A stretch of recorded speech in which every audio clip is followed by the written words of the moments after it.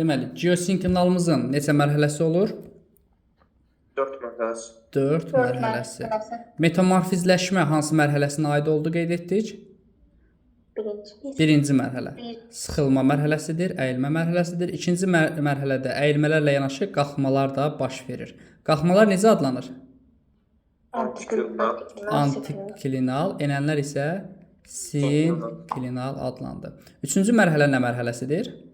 Dağın ələcəmi. Bəli, bütün cavan dağlar, yəni qırışıq dağlar 3-cü mərhələyə aiddir. Cavan dağlar bu mərhələyə aiddir.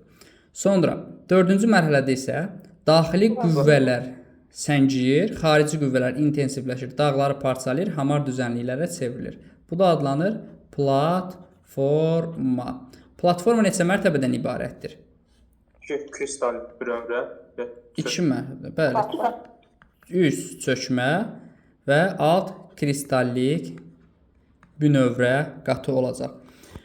Çökmə olduğu ərazilər əsasən ovalıqlardır və çökmə süxurlar, neft, qaz və digər çökmə süxurlar geniş yayılıb. Niyə? Çökmə süxur qatı qalındır. Bəzən olur ki, xarici qüvvələrin təsiri ilə çökmə qatı yuyulur, parçalanır, kristallik bünövrə səthə yaxın yerləşir. Belə ərazilər necə adlanır? Platforma tabaqası. Qalxan və yaxud da, bəli, sipər deyəcəyik. Və qalxan və sipərlərdə filiz faydalı qazıntı, yəni maqmatik və metamorfik süxurlar geniş yayılmış olacaq. Yaşına görə platformanı 2 yerə bölürük. Qədim platformalar və cavan platformalara böləcəyik. Qədim platformaları hesab edəcək. Deməli, qədim platformalar yaranıb arxeik və proterozoy eralarında. Cavan platformalar isə paleozoy erasında yaranıb. Paleozoy erasında. Paleozoy erasında isə qırışıqlı mərhələ baş verib. Onu xatırlaya bilərik.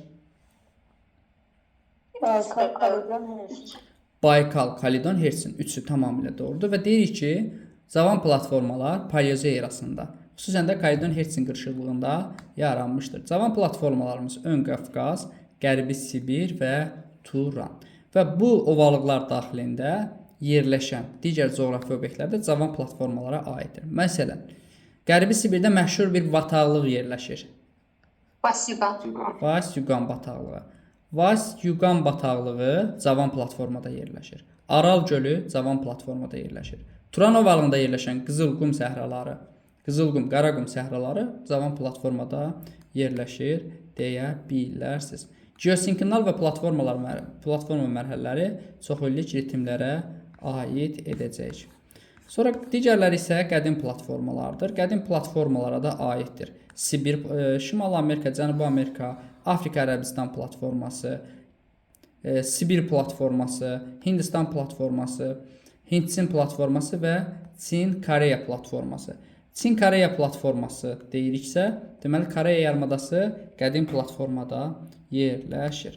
Gəlirik dağımələ gəlmə mərhələlərinə. Dağımələ gəlmə mərhələlərini biz bölürük. Yaşına görə. Bir, Baykaldan əvvəl. Baykaldan əvvəlcələr artıq qədim platforma gedir. Məsələn, Qərbi qat, Şərqi qat Hindistanda, Avstraliyada Hammersli və Macdonald dağları, bunlar Baykaldan əvvəl yaranmış dağlardır. Bunlara deyirik qədim, daha doğrusu qədim platforma deyirik. Bəli, qədim platformadır, yəni Baykaldan əvvəldir. Baykal isə adlanır ən qədim qırışıqlıq. Baykal qırışıqlığı ən qədim qırışıqlıqdır. Baykal qırışıqlığında yaranan ərazilər Baykal ətrafı dağlardır. Sonra Ərəbistan yarımadasının əsas hissəsi Baykal qırışıqlığında yaranmışdır. Abituriyent səviyyəsində bunu bilsək kifayətdir. Sonra gəlir Baykal qırışıqlığından sonra Paleozoyda baş verən Kalidon, Hertsin qırışıqlığı. Kalidon və Hertsin qırışıqlığını biz dərslik olaraq bir yerdə götürməliyik. Əsasən Baykal qırışıqlığı əhatə edir. Gəlin belə deyək, baxın. Paleozoyda 6 dənə dövr var. Bunlardan Kembri, Ordovik, Silur, Devon, Daş kömür, Perm.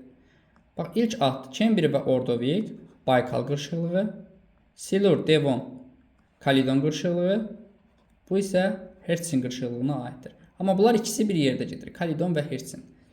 Baykal qırışıqlığında yarananları dedik. İndi keçək Kalidon Hertsinə. Apolas dağları Kalidon Hertsin, Skandinaviya dağları Kalidon Hertsin, Ural dağları Kalidon Hertsin qırışıqlığı, Böyük Xingan dağları Kalidon və Hertsin qırışıqlığı, Qazax xırda təpəliyi yerləşir burada. O da Kalidon Hertsin qırışıqlığına aiddir. Əjdaha Kap dağları Kalidon Hertsin qırışıqlığına aiddir. Böyük Suarici dağlar Kalidon Hertsin qırışıqlığına aid edilir. Yəni bu il imtahanda düşmüşdü. Kalidon və Hertsin ayrı verilsə də, amma bilmək lazımdır ki, bu dağlar Kalidon və Hertsin qırışıqlığı qəbul edilməlidir. Bunlar qədim dağlar adlanır. Qədim qırışıqlıq vilayəti və yaxud da qədim dağlar adlanır. Sonra gəlir Mezozoy qırışıqlığı. Mezozoya Çinmeri qırışıqlığı və yaxud da orta qırışıqlıq vilayəti deyirik. Orta yaşlı dağlardır. Yəni qədim, cavan və orta yaşlı dağlar var. Orta qırışıqlıq vilayətləridir bunlar. Bunlar da aiddir. Çerski, Verxoyansk, Sxoti-Alin, Kunlun, Tibet dağları.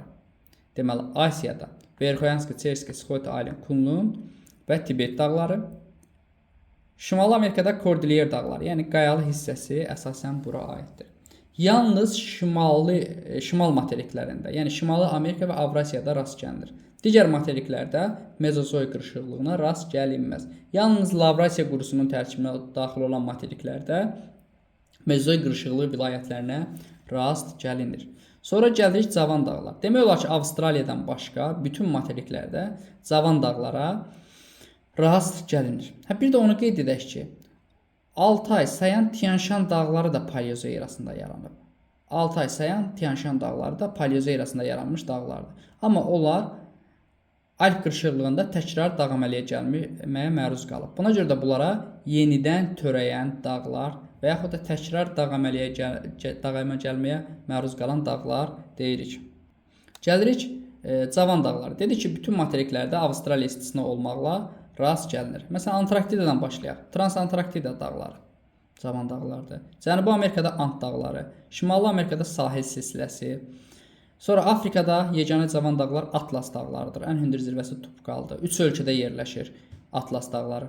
Atlas dağları yerləşəcək Mərakeş, Tunis və Əlcəzair ölkələri. Deməli, Mərakeş, Əlcəzair və Tunis ölkələrində yerləşəcək və ən hündür zirvəsi Mərakeşə düşür. 3 yarımkürədə yerləşir. Sonra Piriney dağları, bu da 3 yarımkürədə yerləşir. İspaniya və Fransa arasında sərhəd rolu oynayır. Alp dağları ən hündür zirvəsi Mont Blanc'dır. Bundan başqa Matterhorn piki var. Sonra Apennin dağları, Karpat dağları ən hündür zirvəsi Gerlochovski'dir. 2655 metr. Kiçik Asiya yarımadasının şimal hissəsində Pont dağları, cənub hissəsində Tavr dağları yerləşir. Sonra Krım dağları cavan dağlardır. Qara dənizin həm şimalında, həm də cənubunda cavan dağlar var. Qafqaz dağları. Sonra İranla Türkmənistan sərhədində Kopet dağ. İranla İraq sərhədində Zagros silsiləsi cavan dağlardır. Sonra Pamir, Hindukuş, Himalay dağları da cavan dağlar hesab edilir. Deməli, Avstraliyadan başqa bütün materiklərdə cavan dağlar mövcuddur.